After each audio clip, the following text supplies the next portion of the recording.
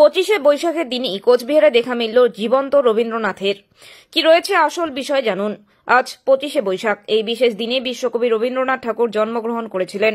তাই তো এই বিশেষ দিনটিকে মনে রাখতে বাঙালি প্রতিবছর সমারোহের সঙ্গে দিনটিকে পালন করে আসে। তবে এবার 25শে বৈশাখের দিনই কোচবিহারে ঘটে গেল এক আশ্চর্য ঘটনা। কোচবিহারের রাস্তায় দেখা মিলল রবীন্দ্রনাথ ঠাকুরের। তবে রবীন্দ্রনাথ তো পরলোক গমন করেছেন বহুদিন পূর্বেই। তবে এটা আবার কে? নিশ্চয়ই প্রশ্ন জাগছে মনে। না, ইনি সত্যি রবীন্দ্রনাথ নন, অবিকল রবীন্দ্রনাথ ঠাকুরের মতন দেখতে একজন ব্যক্তি, যার বাড়ি কোচবিহার জেলা দিনহাটা মহকুমার আলোকঝাড়ি এলাকায়। তার নাম ফণীন শর্মা। বয়স তার প্রায় 76 বছর। ফণীন শর্মা জানান, তিনি শুরু থেকে এরকম ছিলেন না। দীর্ঘ প্রায় 10 বছর আগে থেকে এই বিষয়টি শুরু হয় তার জীবনে। তার মামা মারা যাওয়ার পর তিনি দাড়ি বড় করতে শুরু করেন, আর তারপর থেকেই তাই জীবন এই পরিবর্তন। তখন অনেকেই তাকে দেখে অবিকল রবীন্দ্রনাথ ঠাকুরের মতন মনে করতে শুরু করেন। তারপর থেকে এলাকার মানুষেরাও তাকে দেখে রবীন্দ্রনাথ বলেই ডাকতে শুরু করেন।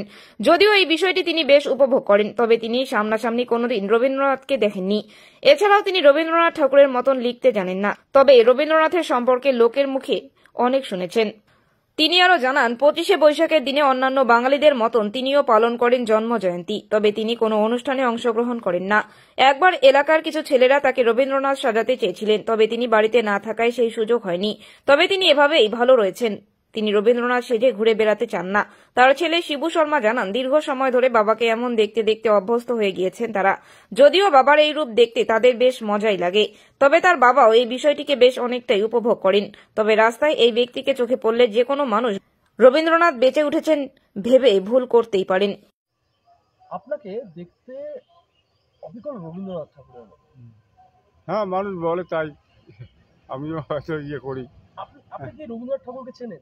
না, চিনি না। আমি রবীন্দ্রনাথ ঠাকুর এমনি ফটো দেখে চিনি আর কি। তাছাড়া সম্পর্কে শুনেছেন? হ্যাঁ, শুনেছি আর কি, সম্পর্কে শুনেছি। এই যে আপনাকে লোকে রবীন্দ্রনাথ ঠাকুর মনে করে, এই বিষয়টা আপনার কেমন লাগে? ভালো লাগে, ভালোই লাগে তো। হ্যাঁ, আচ্ছা, এই যে মানে দীর্ঘ সময় ধরে আপনার এই রবীন্দ্রনাথ ঠাকুর হয়ে গেছেন, আপনি দেখতে অনেকটা কিভাবে শুরু হলো এই বিষয়? শুরু হলো ওই মামা মারা গেছিল, তার জন্যই মানে দাড়ি চুল আমি রাখলাম সাধ্যের পরে। তাই মানুষ দেখতে দেখতে হয়তো কেউ বলে যে না,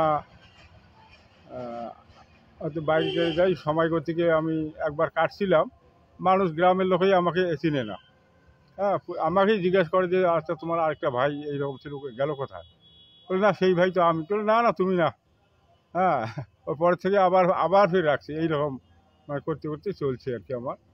হ্যাঁ, তখন থেকে হ্যাঁ, তখন থেকে আর আর আর কাটি না। কতটা সময় হবে 7-8 বছর হলো।